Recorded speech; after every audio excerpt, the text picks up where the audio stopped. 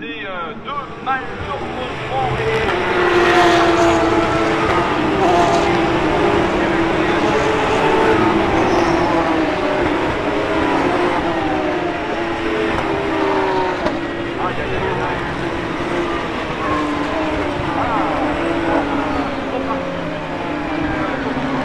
Il est 9 h du matin. On vient de voir partir la course des Porsche Challenge. Il n'y a pas eu d'accident, une touchette au départ qu'on n'a pas pu voir. Nous sommes dans la pole à la touchette avec les voitures qui étaient en tête de... Enfin, pour l'instant, il y a drapeau jaune après au premier tour et on espère qu'il n'y aura pas de drapeau rouge. Hein. On vient à peine d'arriver, on a pu à peine se poser, on a vu le départ. On bouge un peu pour voir un peu mieux. Hier, on était... Ça descendait du Dunlop et nous on était de l'autre côté vers là-bas. Là aujourd'hui on est de l'autre côté, on est côté extérieur du circuit. Ça arrive, on les entend. J'ai essayé de faire 2-3 images et j'ai essayé de prendre des photos en même temps. Plein de courses aujourd'hui, on va essayer de vous en montrer un maximum. On va peut-être aller visiter si on a le temps le musée du Mans. 3e jour ici au Mans, enfin 4e pour nous, 3e jour de vlog.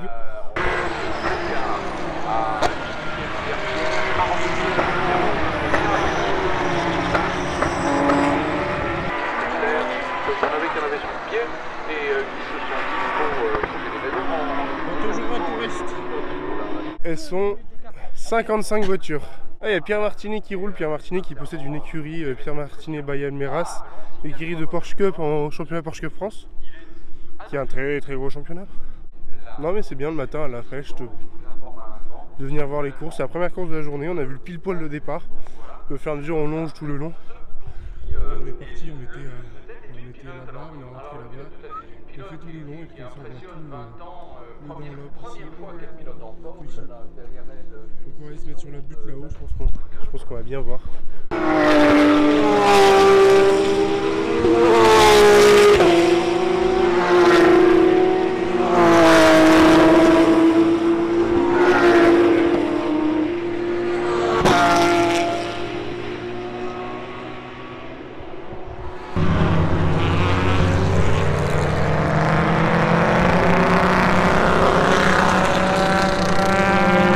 Là va partir la course des Le Mans Legends et ça va être, ça gueule très fort parce qu'il y a beaucoup de voitures qui ont des gros moteurs, des vrais moteurs, Porsche GT1, McLaren MC12, 550 Maranello, ça c'est V12, de toute façon c'est que des moteurs atmosphériques.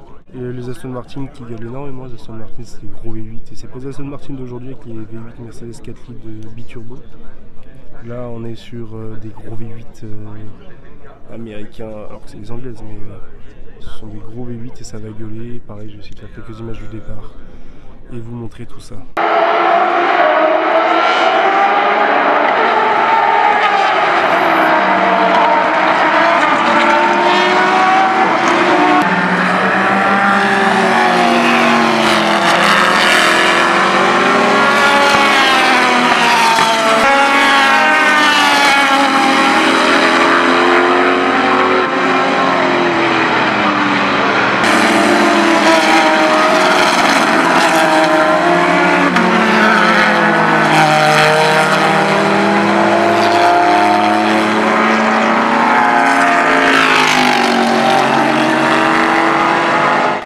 Samedi, il y a un monde fou, c'est abusé. On est que le matin, mais il y a un monde fou.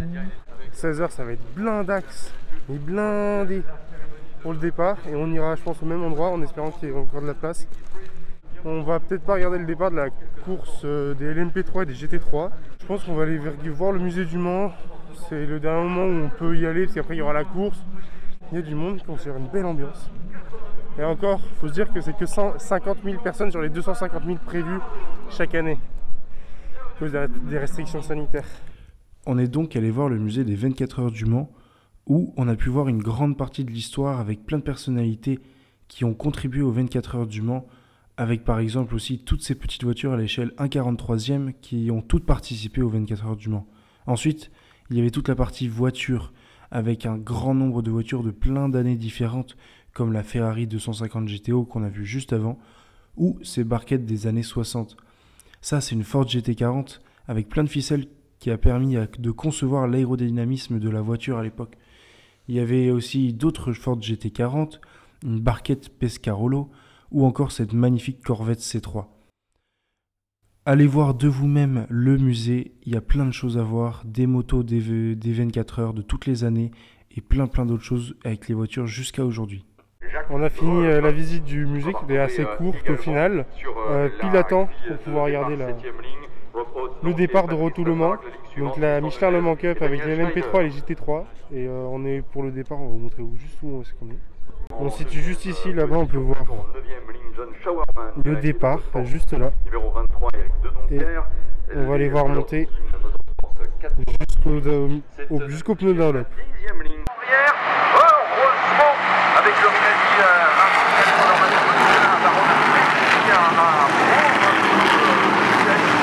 ailleurs au départ et attention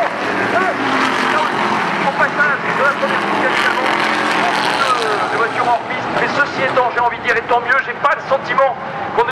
Après la course des LMP3 et des GT3, les voitures des 24 heures sont mises en prix gris. À ce moment-là, nous on était dans les gradins et la tension était folle, les gradins étaient pleins, toutes les tribunes étaient pleines. Il y avait une tension incroyable, je ne sais pas comment vous l'expliquer d'ailleurs, j'ai essayé de l'expliquer sur le circuit mais j'ai un peu bégayé, c'est pour ça que je fais la vidéo ici. Et donc il y a tout un spectacle avant le départ et ça a commencé par une parade alpine avec Fernando Alonso qui lidait cette parade à bord du RS18, donc F1 RS18 aux couleurs d'Alpine.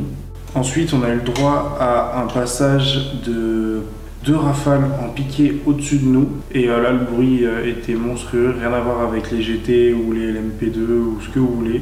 Et ensuite on a eu la patrouille de France qui a survolé toute la grille avec les fumigènes tricolores bleu, blanc et rouge. Juste après le passage de la patrouille de France, nous on est parti s'abriter parce qu'on avait oublié qu'il devait pleuvoir, on avait des Kawaii mais sans plus et il a commencé à pleuvoir des cordes, c'était affreux. Le départ lancé, j'ai pris quelques photos, j'ai pas filmé et vous pouvez retrouver les photos sur le compte Instagram d'EOSG en description.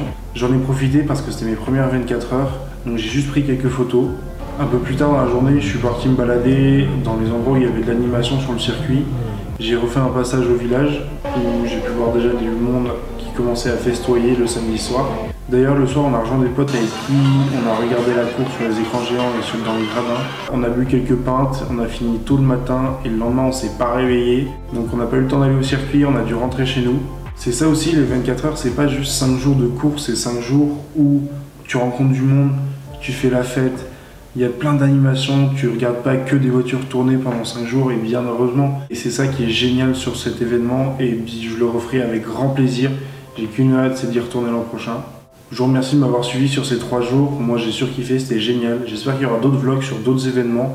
On va faire d'autres essais sur la chaîne, également des apérocultures prochainement. Donc je vous retrouve très vite. Ciao!